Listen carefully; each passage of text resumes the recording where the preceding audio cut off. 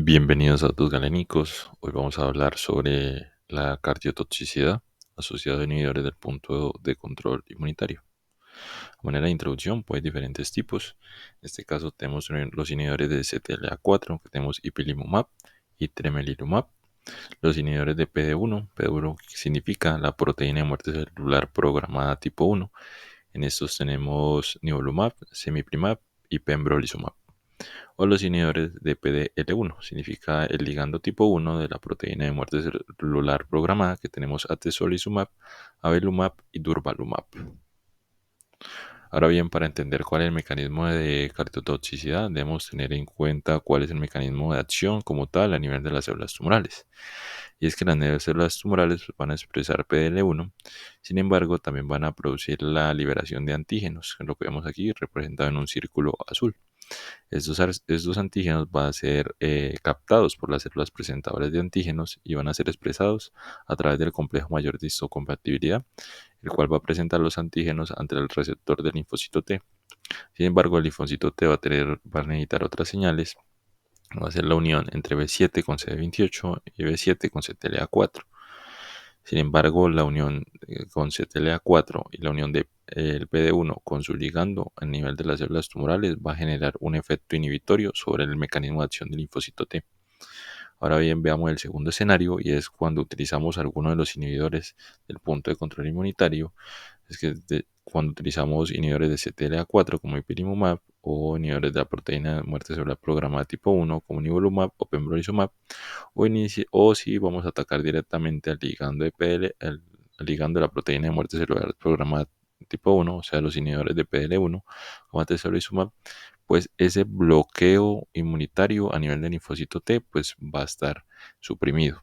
Es decir, que el linfocito T, al momento de ya que se le presente el antígeno por el complejo mayor de histocompatibilidad, va a unirse con su receptor, va a tener la activación por la unión de B7 con CD28 y va a ejercer su acción citotóxica sobre las células tumorales y de ahí el mecanismo de acción de estos medicamentos y su utilidad en las terapias por el cáncer. Ahora bien, ¿cómo afecta a nivel cardíaco? Si lo vemos un poco más detallado, pues tenemos el linfocito T. Sin embargo, hay que tener en cuenta que los cardiomiocitos también van a expresar PDL1. Y esta es la principal explicación de por qué los linfocitos T pueden generar lesión a nivel de los cardiomiocitos una vez se utiliza alguna de estas inmunoterapias. En cuanto a los efectos adversos, tenemos miocarditis, que puede aparecer 30 días después del inicio del tratamiento, el mayor riesgo de enfermedades pericárdicas, falla cardíaca, infarto miocardio, isquemia cerebral arterial, arteriosclerosis progresiva o hipertensión, entre otros efectos adversos. Ahora bien, vamos a ver los efectos adversos, la toxicidad, que va a ser una toxicidad directa o indirecta. En cuanto a la toxicidad directa, vamos a tener arritmias, falla cardíaca no inflamatoria, a nivel vascular, pericarditis, síndrome de Takotsubo o, pues, la más importante, que es la miocarditis, que ya vimos antes, que puede presentar dentro de los 30 días y se ha descrito hasta 12 semanas o incluso después de las 20 semanas de haber finalizado el tratamiento. La forma de presentación va a ser fulminante o no fulminante y sí o sí, una vez tengamos esta presentación, se debe suspender el tratamiento. Hay otras formas de toxicidad que son indirectas, como a nivel de la glándula tiroides, que puede producir una tiroiditis, hipertiroidismo, hipotiroidismo, a nivel de la glándula suprarrenal con insuficiencia suprarrenal, a nivel de la glándula pituitaria como una hipofisitis, puede afectar el páncreas y producir embolismos venosos. Ahora bien, los miocarditis por inhibidores del punto de control inmunitario o por inhibidores del checkpoint, como también se les menciona, y es que una parte se puede confirmar con el diagnóstico histopatológico, sin embargo, tener la biopsia no está disponible en todos los centros. Lo otro es la evaluación clínica, donde vamos a tener una elevación de la troponina con la presencia de un criterio mayor y dos criterios mayores o dos criterios menores, siempre y cuando se haya descartado un síndrome coronario agudo. Entre los criterios mayores debemos tener una cardioresonancia que confirme el diagnóstico de miocarditis aguda por los hallazgos imagenológicos. Entre los criterios menores vamos a tener un síndrome clínico que se va a manifestar como fatiga, mialgia, dolor torácico, diplopía, disnea, ortonea, entre otros síntomas. Arritmias ventriculares, disminución de la función sistólica del ventrículo izquierdo con trastornos de la contractilidad, otras respuestas inmunomediadas como por ejemplo la miositis, miopatía, miastenia gravis y una cardioresonancia que nos pueda tener signos sugestivos de miocarditis. Una vez sumamos dos criterios menores o un criterio mayor más elevación de la troponina, pues vamos a tener el diagnóstico clínico eh, para miocarditis. En cuanto a la severidad, va a ser fulminante o no fulminante. En cuanto a fulminante, es la inestabilidad hemodinámica, falla cardíaca que requiere ventilación mecánica invasiva o no invasiva, entre otras características. Y la no fulminante van a incluir los pacientes que van a estar sintomáticos, pero van a estar desde el punto eléctrico y hemodinámico, van a estar estables al momento del diagnóstico. Después podemos tener, después de iniciar el tratamiento, podemos tener un escenario, es que el paciente sea refractario a los esteroides, y es que el paciente no va a presentar resolución o va a presentar empeoramiento de la miocarditis, ya sea por deterioro clínico o elevación persistente de los biomarcadores, es decir, la troponina, a pesar de utilizar las dosis altas de metilprednisolona. Si bien el paciente no comienza a responder a la terapia, en la fase de recuperación, un paciente va a tener completamente una recuperación completa, se va a estar asintomático, va a tener normalización de los biomarcadores, una recuperación de la función sistólica del ventrículo izquierdo después de suspender la terapia inmunosupresora. O en proceso de recuperación, y es que el paciente puede tener mejoría clínica de los biomarcadores, pero no van a estar totalmente normalizados. Ahora bien, veamos cómo es el enfoque de manejo de esta patología. Y es que una vez se diagnostica o se sospecha, pues vamos a clasificar según la severidad fulminante, no fulminante, para definir el área de atención del paciente.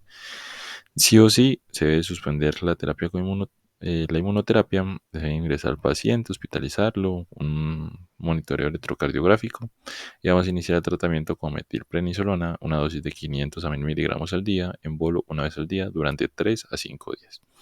A partir de esto podemos tener 3 escenarios clínicos, y el que el paciente se puede recuperar, va a ir en fase de recuperación, donde vamos a tener una disminución de los síntomas, disminución de los biomarcadores sin estar totalmente normalizados, donde podemos hacer un cambio al uso de prednisolona, 1 miligramo por kilo día, y después podemos ir haciendo un protocolo de reducción gradual de 10 miligramos semana, siempre y cuando monitorizando pues, los niveles de troponina que no se eleven y que vayan siempre hacia la baja, hasta que tengamos una recuperación completa. Podemos tener el escenario un paciente sea refractario a los esteroides, para lo cual podemos utilizar una inmunosupresión de segunda línea, donde se incluye micofenolato, inmunoglobulina, plasmaféresis, tocilizumab o alentosumab. Sin embargo, un manejo muy específico. O los pacientes con inestabilidad hemodinámica se deben ingresar a la unidad de cuidados intensivos, tratamiento para optimizar la función cardiovascular, y podemos considerar los inmunosupresores de segunda línea en este escenario. Ahora bien, ¿cómo se hace el seguimiento de los pacientes una vez se va a iniciar el tratamiento? Y es que los pacientes de alto riesgo se definen los pacientes que van a tener un uso dual de los medicamentos. Me hago entender.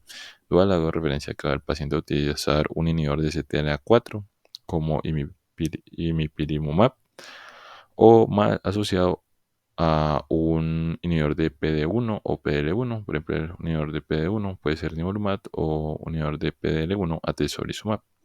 La combinación de alguno de dos de estos medicamentos con diferentes dianas terapéuticas se va a catalogar en los pacientes de alto riesgo. Si bien tanto los pacientes de bajo como alto riesgo se va a hacer una valoración clínica de base, se va a hacer un seguimiento electrocardiográfico, ecocardiograma y biomarcadores, que en este caso son troponina y péptidos natriuréticos.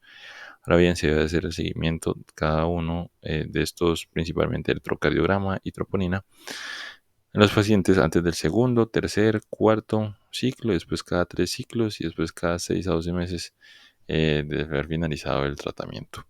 Sin embargo, se debe individualizar cada paciente. Esto es una recomendación de cómo hacer el seguimiento. Muchas gracias por su atención. Los invito a compartir el video y a suscribirse al canal.